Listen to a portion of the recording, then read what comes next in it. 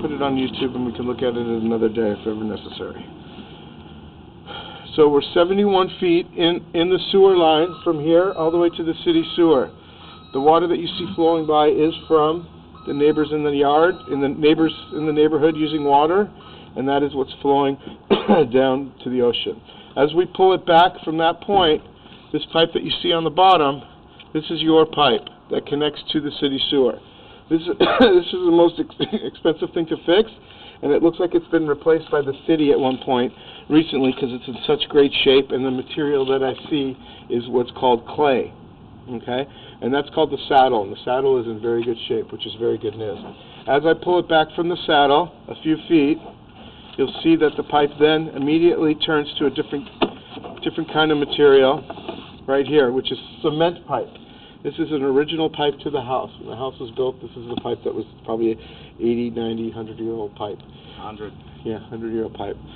They don't allow you to use this anymore. There are things we can do to repair it without digging it up and replacing it, which is called an epoxy lining. If the city was to see this pipe, they would make you replace it or fix it in one way or another. As we pull it back, you'll see that there's going to be roots throughout this pipe, meaning that the pipe is cracked or broke. Water has seeped into the earth. The tree roots have found their way to that water and then found their way into the pipe. And then once they get into the into the sewer, they thrive.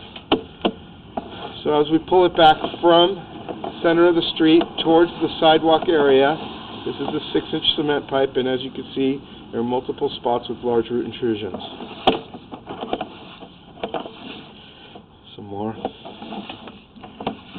There are things we could do to clean this line and clear the roots out. The roots will grow in time.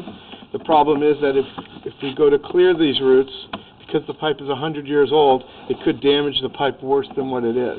Mm-hmm. And then if we do damage it, then we cannot do an epoxy lining. So it would be in your best interest to probably do an epoxy lining on this pipe. And so don't you have to clear the roots in order to do the epoxy lining? We do, but we'd be very gentle with it, and we would do, there's other things we can do besides hydrojetting to clear the line that's less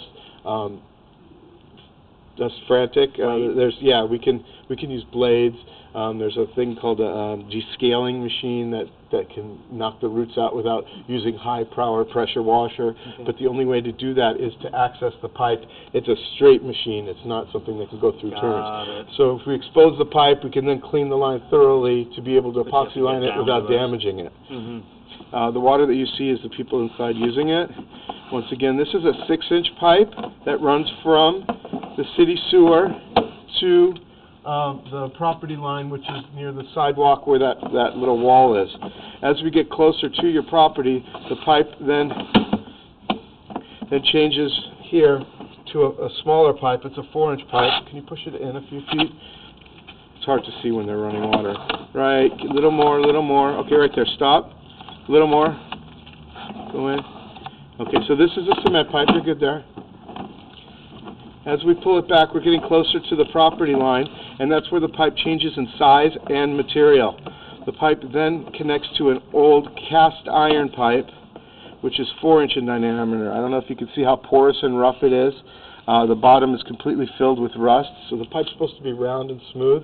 Yours is flattened, and it's got a bunch of rocks built up, like rust built up, which is not a great thing. So what we would do is we would replace this section of pipe. It's a small section from where my orange tool is to the wall. So we would dig that, remove it, and then epoxy line it going in. From what I can see at that point, when we get, you can see how the pipe is closing up on us, and it's completely porous and rough. As we pull it back from there, we're going to get to a point where we're going to see a newer ABS pipe. And that pipe is a Y connection, which is where, right here, this is where the main house, water is coming from the main house and going this way towards my tool, and then this pipe comes off of it like this, and my camera is going to come out of it. So the water you see being run here is from the main house. As we pull it back from there, this is a brand new ABS pipe. You can see how clean and nice it is, and that's from the tool I have over there all the way to this clean out. So So this has all been replaced. I'm guessing that the pipe from the ADU to here is also new. I would not recommend, I mean, we can run the camera in there if you want. Right. The only thing we'd be looking for is that the pipe is going downhill and not going uphill or has any bows in it. I'm guessing it's going to be a newer pipe, which is good. The only thing is if it has enough fall or not. Right. And that would be up to you if you want to run a secondary camera in that. What we're going to do is when we pull this camera out, we found another clean out on the opposite side of the house. We're going to run